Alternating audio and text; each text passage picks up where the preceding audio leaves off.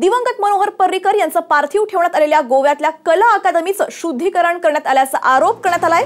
स्थानिक सामाजिक कार्यकर्त्यांनी मनस्वी प्रभुणे यांनी हा गंभीर आरोप केलाय। कला अकादमीमध्ये मंत्रोच्चारासह होम हवन सुरू होतं।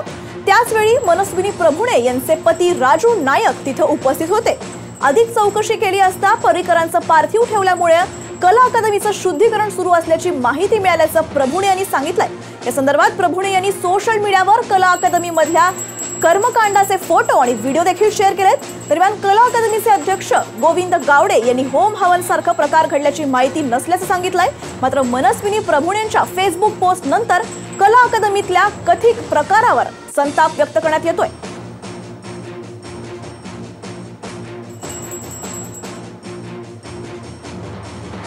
गोव्यात आज जो काही प्रकार घडला तो अतिशय निंदनीय आहे।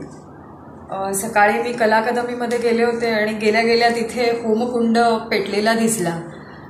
जरासं आश्चर्य वाटलं, कारण नुकतेच मनोहर पर्रीकर यांचं निधन झालं आणि कला अकादमीमध्ये कसलीही पूजा चालली आहे असं थोडासा प्रश्नही पडला। मी आणि माझा नवरा आम्ही दोघंही बरोबर होतो।